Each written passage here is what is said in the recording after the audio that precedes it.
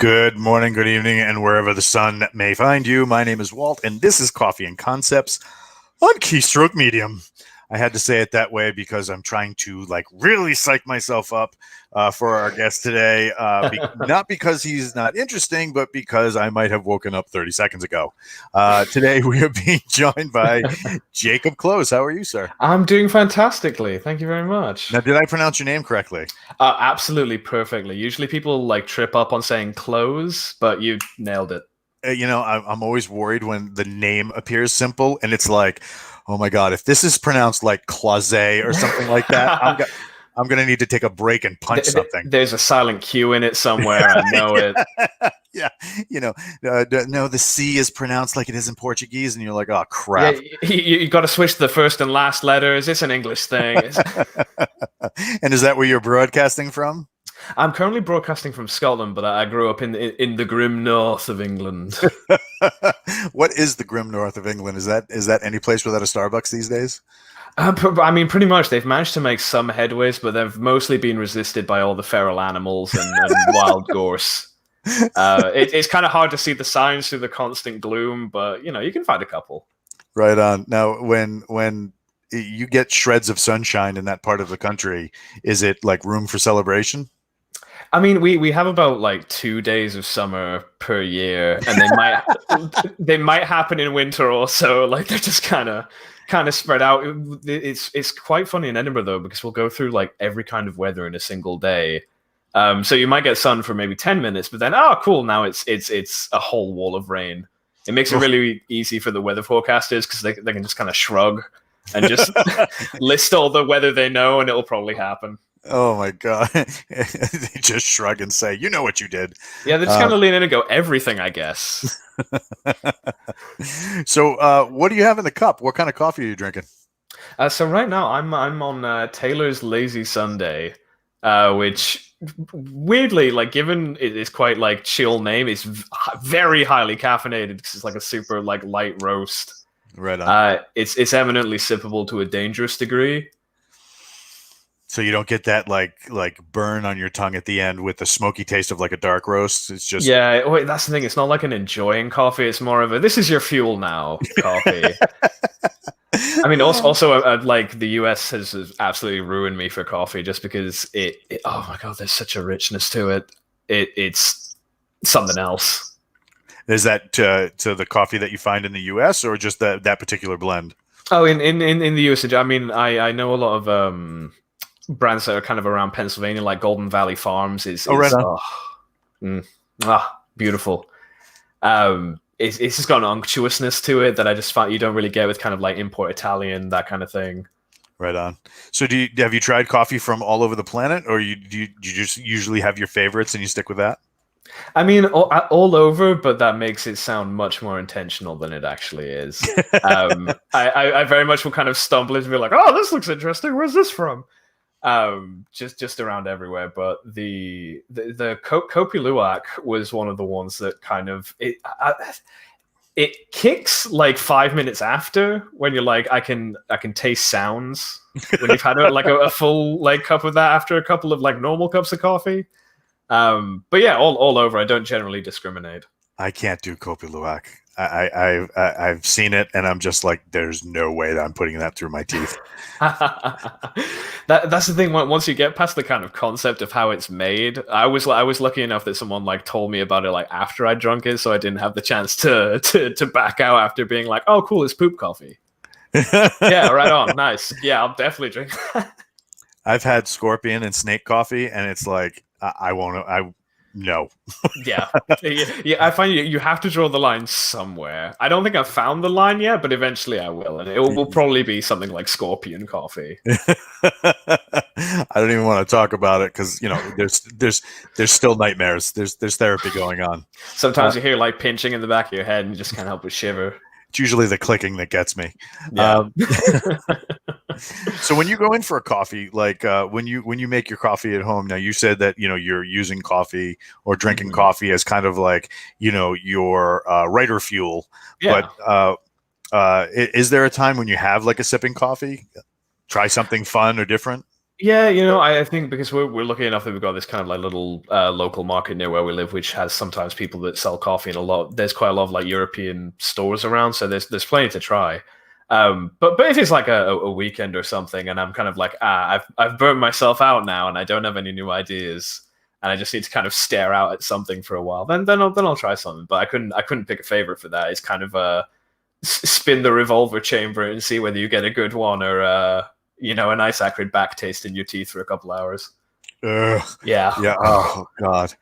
And that's one of the things I don't miss about my other job. Wearing a uniform, and it's like being on the road for 12 to 15 hours, and like if you got to transport equipment across state lines or something like that, and you get to some truck stop, and you're just hoping for something that's palatable, and Yeah. and it's just like, wow, this is the stuff they fuel the space shuttle Endeavour with. This is I was amazing. going to say, Walt, you're telling me the military doesn't prioritize the coffee? I'm very Uh, surprised. well, no, those of us in the know, we pack like vacuum bottles full of Hmm. of the good stuff. But that only holds out for so long. And something, Yeah. when you're when you're a 30 or 40 something year old sergeant plus, and you're surrounded by 18-year-olds, shouting and blaring mumble rap. The only thing keeping those youngsters alive is the fact that you're caffeinated. So You're just driving next to a deep trench in the road, and you're just like, I could just tell him to turn left right now, and and just end it. Old Takeshi 69 would stop. He couldn't hurt me anymore. I'd survive it. I know I'd survive it. Yeah, you'd brace, but Lynn Nadima is saying hello, and then Unity 151 Sci-Fi Booktube is saying hello. Hello to you, but it's like getting messages from space. I bet you it is. It's great. That's fantastic. So, what's the worst coffee experience that you've had? Oh God. I was in Hull, which is yeah. Well, think of Hull like it's like our Pittsburgh. Actually, no. It's like if Pittsburgh and Detroit got into like the fly kind of transporters, and they were accidentally in there together. Boom, you got Hull. And it was a little diner, and it was just those kind of like a quid coffee, and it's not meant to be nothing, but I go in and it's all grounds. It's like half grounds. I don't understand. It's a drink you can chew, but in the worst way possible. So not Turkish coffee. We're excited the grounds are going to be there. Yeah, oh yeah, Turkish coffee at least. But then it's kind of like that sad coffee that you get when you're kind of traveling somewhere and they know that you've got nothing else to drink, and it tastes like how a sad child in the Victorian era must have felt, just kind of like flat and oppressive, I try not to sympathize with Victorian children, but that's the thing. I try not to, which is why I try and not buy it. Right on. So we got word from a mutual friend at Devon Ford that you might have something hitting the shelves pretty soon. Yes. So we were kind of excited to have you, also because I believe that having somebody with an accent other than mine is good for the show. I seem exotic to a degree. Yeah, right. Just once, I'd like somebody to tell me I seem exotic. You seem exotic to me, but it's also partially informed by all of the weapons on the wall, I have to say. Yeah, and it's funny because you usually have like somebody who has stuff like that on the wall, and it's stuff they bought where it's like they paid a total of $100 US. Yeah, they went to their local mall. Yeah, and if they swung it, it would come apart in their hands and probably kill some spectator. It's mostly used against filled plastic water jugs. Yeah. Those are beefy. Those. I mean, they look it. Yeah, they're the bottom. The shorter one is a Damascus fold, and probably cost 2 weeks, 3 weeks salary US dollars. Wow. The top one is the one I specifically use for cut training. Big like bamboo rolls wrapped in like straw matting. Or you're classic. Yeah. So See, I'm They just call it. desperately trying to focus on the sword so I don't look at the cover and make like noises that only dogs can hear. But yeah, so those are cutting weapons. Those have a lot of fun. But I mean, surrounded by them. I mean, just would I hang my excess speaker wire on? We have the kukri hanging by. Oh, You know, beautiful. yeah, it's a really really really nice knife. It was a gift from a friend. So I mean, we're covered in weapons, but we're not here to Yeah. talk about the weapons. We're here to talk about tinfoil. So what is now? First of all, the cover very evocative. Yeah. The colors are really cool because the colors really draw the eye. But Mm. what is tinfoil, and why do we need this immediately?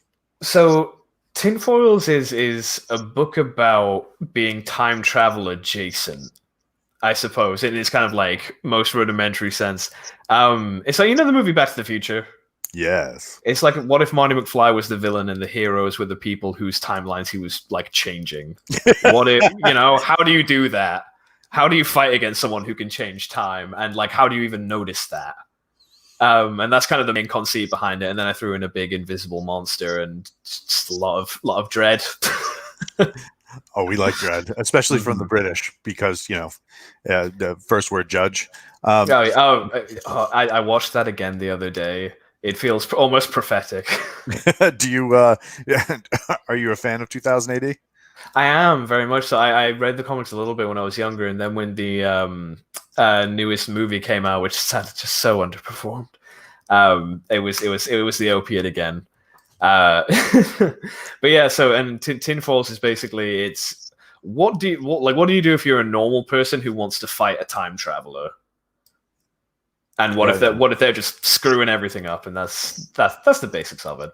Now, so on the side of this, I run a role playing game company, and we have a time travel adventure that will be coming out.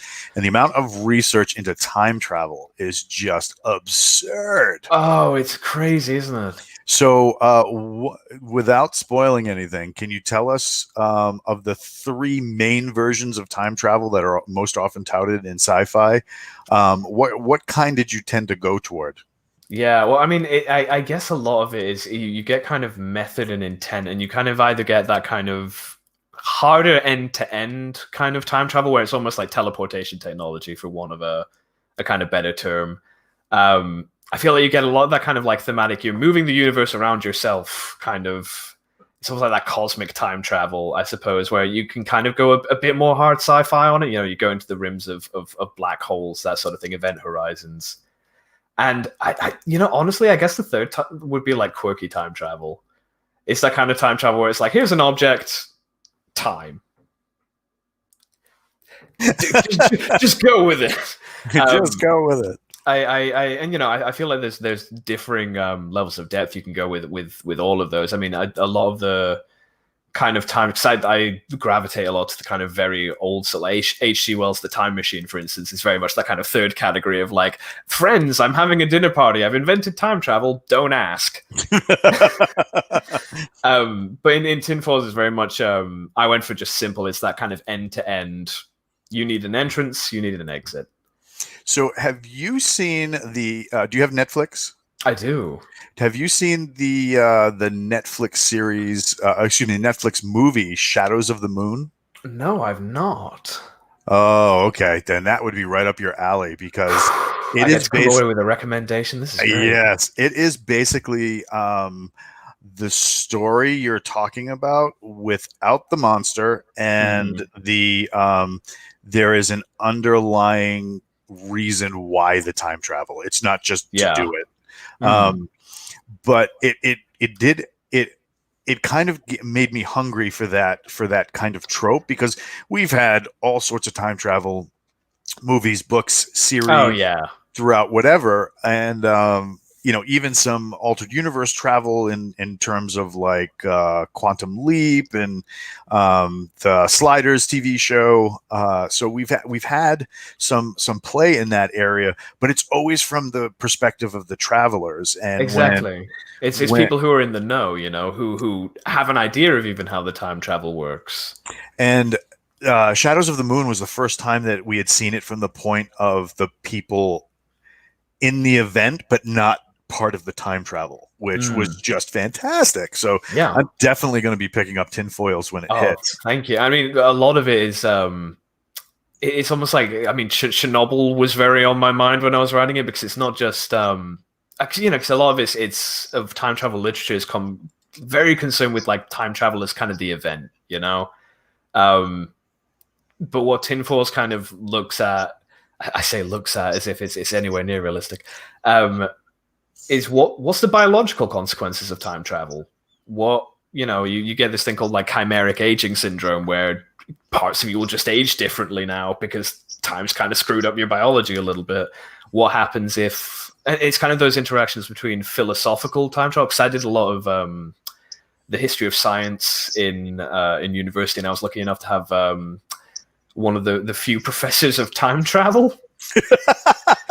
That's fantastic. He was fantastic. He would point to the board with like a cane, and he started off the lectures by being like, "Now you may be wondering why I don't use a laser pointer.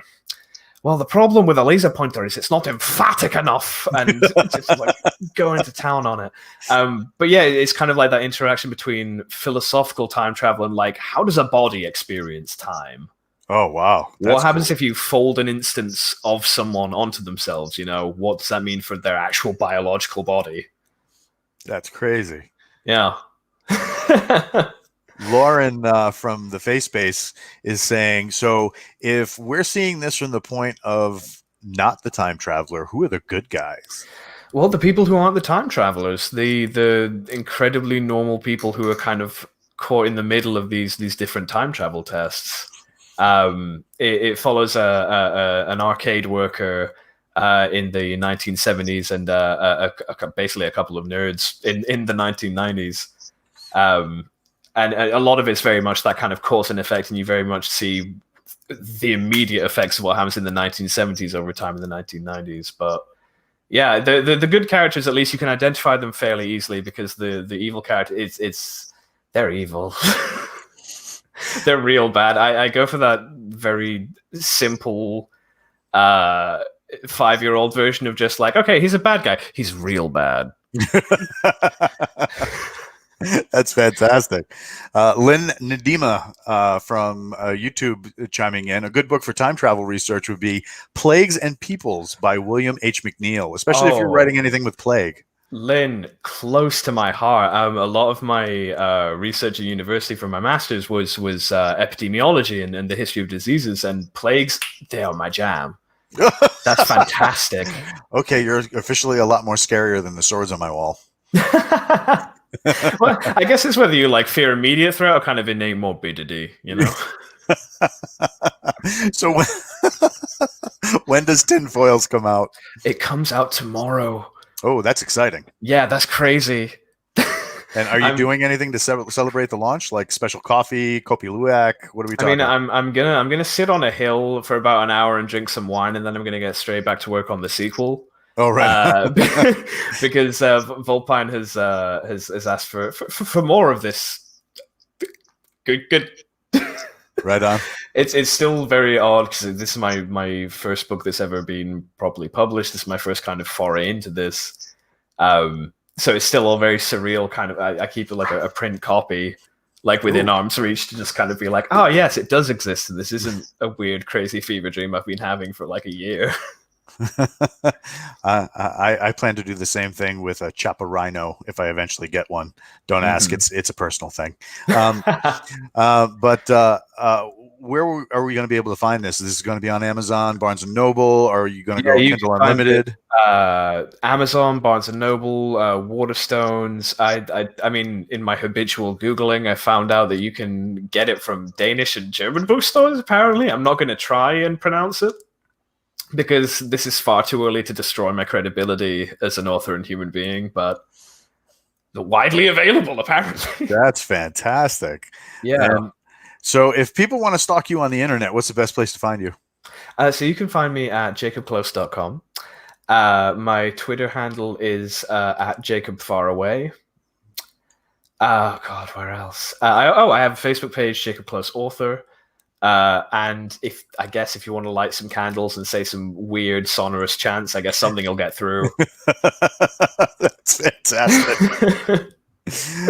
So before we close out, what kind of time travel would you like to experience? And if you could go anywhere in time, where would you go? I hope you're ready for the show to go for about another hour and 20 minutes. Because you're hitting a history. Okay, so I think just real simple start to end time travel. That's it. That's all I want to worry about. I quite like the time travel where time can't be changed. It's kind of assumptive order. So nothing you do is gonna mess anything up. Everything's already happened. It's all happening at the same time. In terms of where to go, probably I'd go back to Enlightenment England just to see if Isaac Newton is as crazy as he comes off. Because great, your thermodynamics perfect, but the rest of what he's got, it's just like, dude, are you okay? There might have been a head injury if someone's got you, man, because you're saying you injected mercury into your eyeball, and that's not normal. That's crazy. Yeah, that'd be kind of interesting. I think it's definitely because of the whole kind of history background. I think a lot of it would just be, it wouldn't even be like, I want to see the moon landing. I want to see the Declaration of Independence being signed. It would just be like, I know this this person from evidence. I just want to see if they're weird because they seem weird. Like George Washington, want to see if he has a weird lisp from those teeth. It's just small things, really. I'm very simple. Oh, so you'd do like a world tour? Oh yeah, if possible. If I could only go to one place, it would probably be around the Enlightenment, just because there was in the British Isles there was just such a concentration of big thinkers, and I just think what a time. You get to see the theory of gravity, come about like in its nascence. Perfect. Right. What about you? If you could go somewhere? Oh no, I wouldn't time travel at all. Only smart answer. Instead, I would pretend I was from the future, run into people while they're drinking their coffee, and be like, "Whatever you do, oh my God, they're here," and run. But you grab the coffee on the way out. Oh no, I'd have it in the car. No need to spill. You've got it in a futuristic Camelback. Which is on the wall, but I don't do coffee in the Camelback. That gets weird after a minute, especially if you're trying to drink a cappuccino through a straw. It's just the challenge mode of cappuccino, basically. So we have. God, I still want to talk about time travel for like an hour, but I can almost come back at some point. And that's what I was going to ask you. When book 2 comes out, would you be willing to stop by? Because you're a fun interview, so I'd love to get you. You'll have to bolt the doors to stop me getting in. Oh no, I leave my doors very open. Excited. I mean, with weapons on the wall like that, yeah, I can see why. Oh no, I just want to see what the dog would do. He's a pretty good judge of character. So speaking of judges of character, Monday mornings we have Josh, Scott, and Chuck doing Keystroke Medium Live, where they tackle roundtable discussions and furious guests who are probably undercaffeinated because they didn't come on this show, and to talk all things in and around publishing, obviously Coffee and Concepts. Normally at 7:30 a.m. Eastern time, we chase authors where they live. So if we get a weird show time, you know why. The Writer's Journey coming back tonight, 9 p.m. Eastern time. And I know they're not all in Eastern. That's where my chair is. So, that's where the clocks are, and I can look easy enough. Go where your butt is. Yeah, go where you live. I thought it was go where your nose leads you, but sitting these days at my age is where it's at. Yeah. So the Writer's Journey tonight, 9 p.m. Eastern. Lauren and Kayleen are coming back for the return episode. They've been on hiatus a little bit, and join Josh Gayu on YouTube, where he does long format interviews with interesting characters in and around publishing to dissect fully a topic until it is dead. But speaking of what is not dead, are likes and subscribes on YouTube. You guys were awesome and smashed those buttons. so that we could get over 1,000 likes on YouTube and subscriptions on YouTube. We just want to say thank you very much, because this is going to allow us to take the next step in bringing you even more content, and shows like this where we can talk to Jacob, because he's actually talking from the future. Yeah, and I could tell you the lottery numbers, but I'm spiteful and I won't. That's fantastic. I can't top that, so I'm just going to smash the leave button. And thanks for joining us, Jacob. It's been We so really good to be appreciate here. it. Thank you very much. Brilliant conversation. Thank you so much. And we want to thank everybody who stopped by and hung out for a little bit for reading, writing, and a little bit more here on Keystroke Medium.